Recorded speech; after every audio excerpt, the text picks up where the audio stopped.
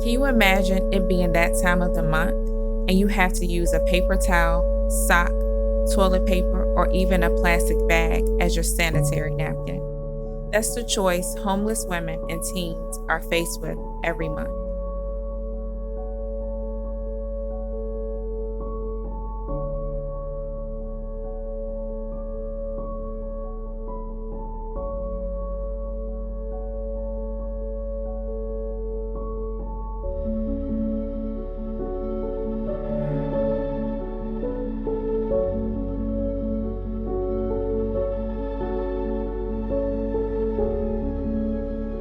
My name is Dr. Charlene Rainey Bell, and I am the founder of Her Padded Truth. Her Padded Truth is a nonprofit organization that helps provide menstrual hygiene products to women who are homeless, living in impoverished conditions, and young girls in underserved schools. I remember going to a food spot in Newport News, and it was a woman who was homeless. And I could tell that the woman had some mental health issues. And the woman was walking with a pair of gray sweatpants on. And she was bleeding on herself. And you could see it through her gray leggings. And people were walking behind the street, pointing and talking. Now mind you, this woman had mental health issues. Mental health issues. Probably didn't even know that she was on her period at the time. But instead of somebody taking her to the side or even helping her, people stared and gawked. It's disgusting. Because we have clothes and because we have access to certain things, that we're better than that woman that is somewhat, what some people would say is out of her mind. We're no better than she is. If anything, we should be held accountable for not helping her. So what did I do? I brought her to somewhere where she can get herself cleaned up, got her some sweatpants and got her some pads, and helped to find her some mental health care. But a lot of times we don't do that because sometimes we feel like it's best that I just stay in my own lane, and that's about it. Some obstacles that I faced trying to help women receive the pads that they need was many of my supporters or many of the people that I spoke to were unaware of this plight. Some women that I spoke to about it, they felt uncomfortable talking about menstruation. Some of the men just didn't want to talk about it at all. A lot of people, it's not that they didn't want to support. If they did support, they'd rather do it without other people knowing.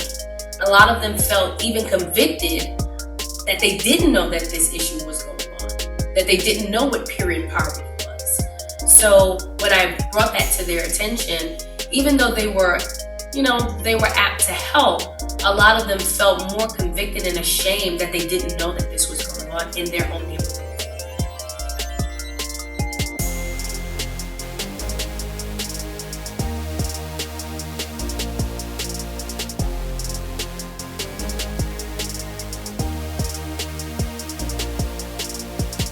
The biggest thing is the shelters don't ask, or nobody offers. So if I don't offer you something, you don't know to ask. And a lot of the shelters are run by men. So if a shelter is run by men, sometimes they don't know to ask. And for women, I had one lady who has a shelter out in, I believe it's Surrey County. And the women that she had at the shelter, a lot of them were fearful of asking for those products. And I think that's where the issue lies. A lot of women don't want to talk about it because menstruation is taboo and they feel ashamed of it. So it's something about being on your period and then asking someone for help. You know what I mean? It's all right. I can understand you asking for help for food. You're asking for help for shelter. You're asking for help for clothing. But you're asking for help for your period? A lot of women don't feel comfortable with that. And they look at their period as something that is dirty, not something that should be celebrated. So a lot of times in these facilities, when people are donating, the first thing you think about when you think about homeless people or helping them is you think about shelter. Oh, we need to make sure that they have a roof over their head. We need to make sure that they are clothed so they're not cold. We need to make sure that they're not hungry. But you don't think, well, maybe the woman needs some pads because she's using toilet paper or she's using wads of newspaper in order to catch her menstrual flow. I think it's just a lack of education. And that's the reason why people don't ask or offer.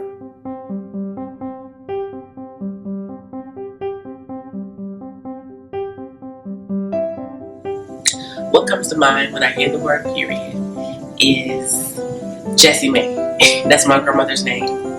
And when I first started my cycle and I had to be at her house, she would make me wear stockings and 2 pairs of underwears and thick pajamas to lay in her bed because she didn't want me to mess up her bed. And so that is, when I think of period, I think of her, because I was wrapped like a mummy whenever I had to be at her house for my period. When I think of the word period, I think of the word messy, because it was just messy all the time, because I could never afford the proper items and products that I needed. I got my period the day before my 12th birthday, and my mother came in the bathroom and handed me the yellow pages. That is what we had to use. And from there on, it just was worse every month. And it was just messy. I never felt clean. So I never looked at it as anything positive. So the word messy captures it all. When I think of the word period, I think of pain.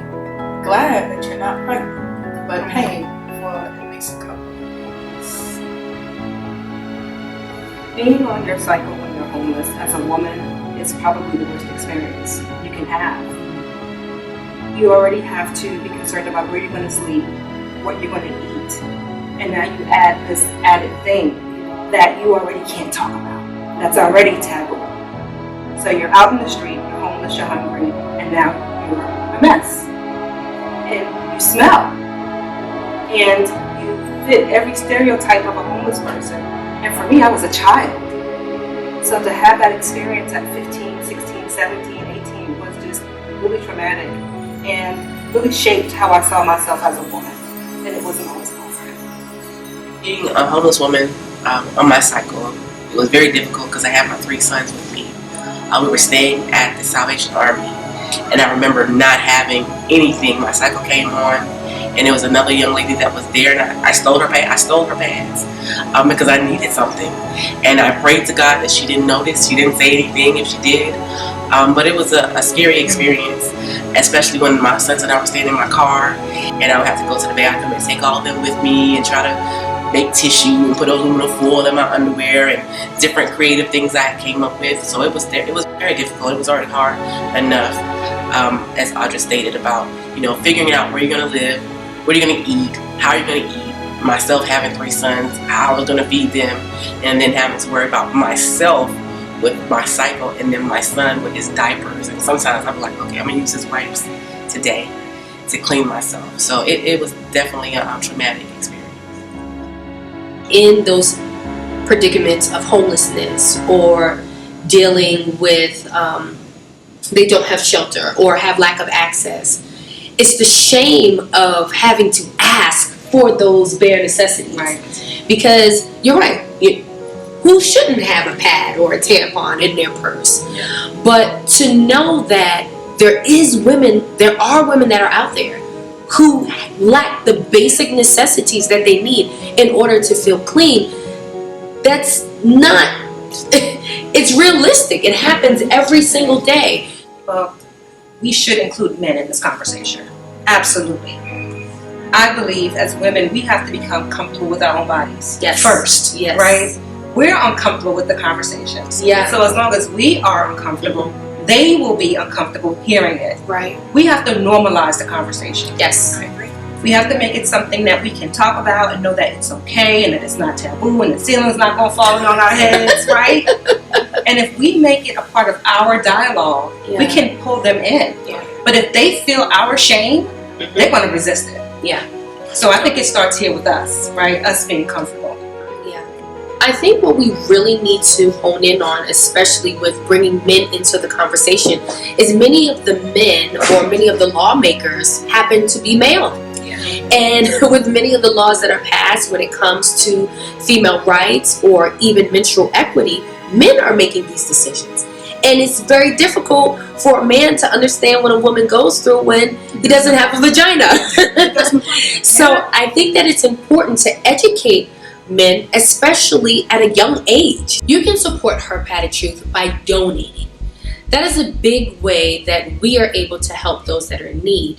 Her Padded Truth solely relies on donations and supporters. You can donate monetarily, or you can donate physical items. You can go to our website at www.herpaddedtruth.org, and you can send us an email if you want to donate physical items, and we can let you know of our drop-off locations. Or you can go on our website, you can donate monetarily through our giving site. Remove the shame of the stain. Period. Period. Period.